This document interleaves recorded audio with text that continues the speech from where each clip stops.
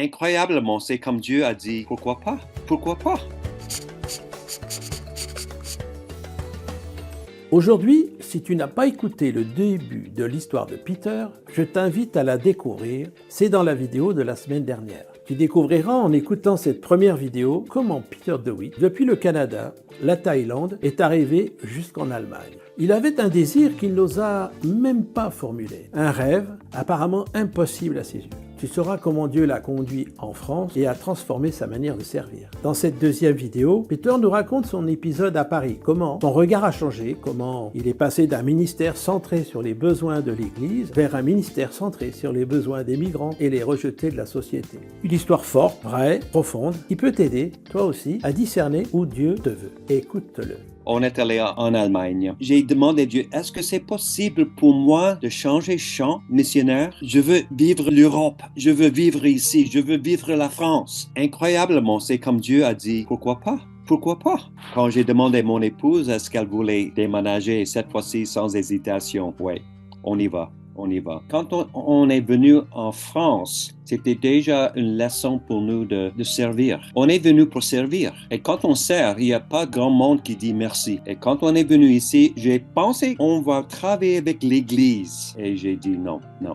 On est à Paris, on veut travailler à Paris. J'ai eu une réunion avec le surintendant de l'Assemblée de Dieu et j'ai parlé un peu de mon parcours en Thaïlande. Comment vers la fin de mon parcours en Thaïlande, j'ai découvert quelque chose à propos de moi-même. Pendant tellement de temps en Thaïlande, j'étais comme Jésus à l'église ou Jésus pour l'église. J'étais dans les comités, j'étais en train d'implanter des églises, j'étais impliqué avec la jeunesse, j'étais impliqué avec des parrainages des enfants pauvres et tout ce que je faisais, c'était à l'église, pour les dénominations. Mais vers la fin, c'était comme Jésus a ouvert mes yeux pour m'aider à voir les complexités d'une grande ville et la douleur, les gens qui souffraient. Quand j'ai parlé un peu de cela au surintendant, il était un peu surpris. J'ai parlé de comment Dieu a emmené des gays et des lesbiens chez moi, des réfugiés chez moi, des femmes enceintes qui n'avaient pas papa. Une de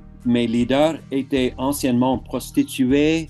Elle a invité des prostituées à vivre avec elle pour les discipler. Et je pense que c'était un choc pour notre surintendant ici d'entendre ça. La première fois que je suis allé à une rencontre pour les pasteurs à Paris, lui, il ne voulait pas me présenter parce qu'il avait peur que j'étais pas orthodoxe. Mais ce que Dieu faisait dans mon cœur à moi, il voulait que j'aille où est la douleur, où les gens se sont invisibles, rejetés par la société. J'ai vu que ma façon d'être rendrait le pasteur un peu nerveux et on s'est dit non, c'est pas mon état d'être dans une église. Il faut que j'aille dans les rues. Et c'est comme ça que je me suis joint à une organisation qui était très petite dans ce temps-là, qui s'appelait Serve the City, servir la ville. Et on faisait des distributions de petits déjeuners dans ce temps-là vers les gens dans la rue. Et on a découvert qu'il y avait beaucoup de réfugiés à Paris. Des centaines, des milliers. J'ai vu des camps de 2000 personnes. Pas de toilettes, pas d'eau courant, pas assez à manger. Alors on faisait des repas, on faisait tout pour apprendre un peu ce que j'appelle maintenant le ministère après le modèle de Matthieu 25. J'avais faim et tu m'as donné à manger. J'avais soif, tu m'as donné à boire. J'avais froid, tu m'as vêtu. J'étais un étranger, mais tu m'as invité chez toi. J'étais dans prison et tu m'as visité. Et je voulais devenir comme ça. Quand tu fais ça à un de mes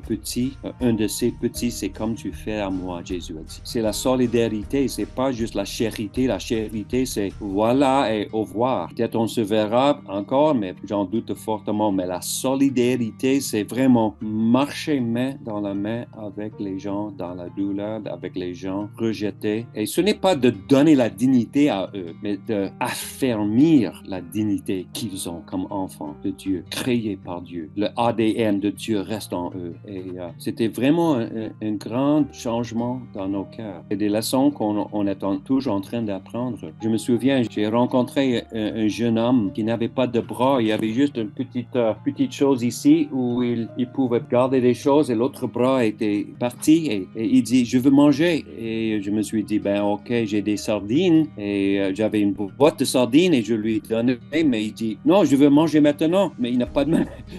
Alors j'ai ouvert la boîte. et je le mets dans sa bouche un après l'autre et je demande des questions et j'écoute. Comment ça se fait que tu n'as pas de bras? J'étais frappé par le métro, quelqu'un m'a poussé, j'étais drogué, je ne savais même pas qu'est-ce qui s'est passé et c'est un miracle que je suis en vie. Et après, il est parti, j'ai pleuré tellement.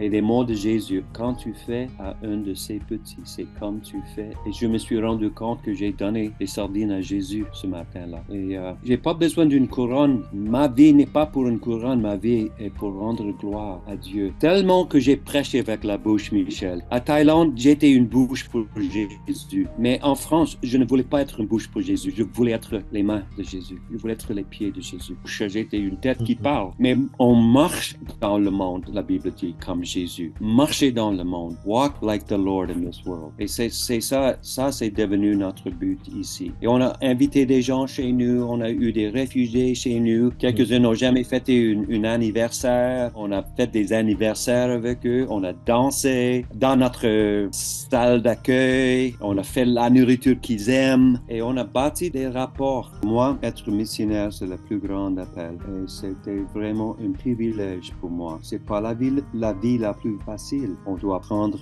la langue, la culture, manger des choses qu'on n'aime pas manger parfois. Parfois, on veut retourner aussi. Mais après toutes ces années, Michel, 91, je suis allé en Thaïlande et j'ai aucun regret. Merci Peter pour ton témoignage. Je te partage 2 clés spirituelles suite à ce témoignage. Clé numéro 1, Dieu ne nous amène pas du point A au point B par le chemin le plus court.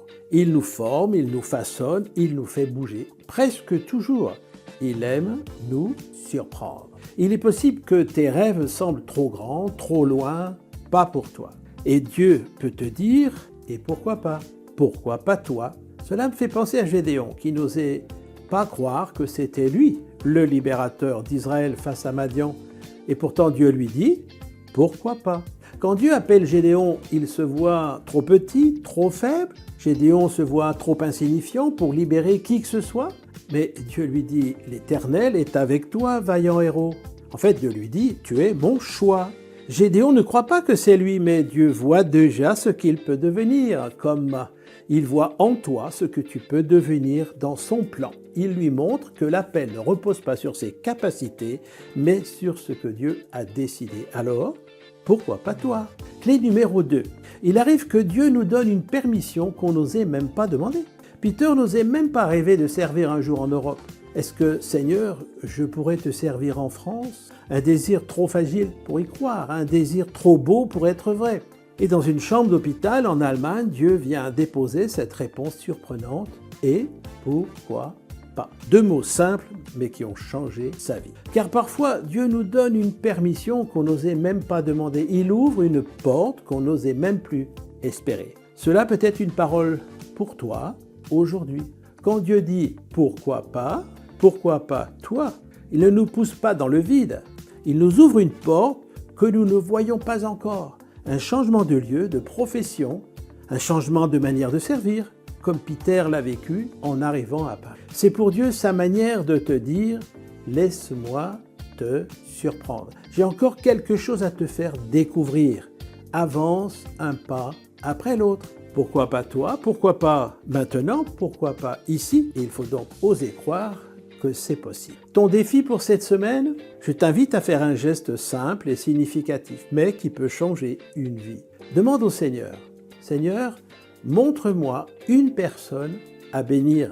Fais-lui du bien, juste un geste, un acte d'amour concret, une visite, un don, un message, un appel téléphonique, une invitation, bref, tu vas trouver. » Et laisse-moi un commentaire sur cette vidéo, j'aimerais vraiment te lire. Abonne-toi et partage cette vidéo avec tes amis.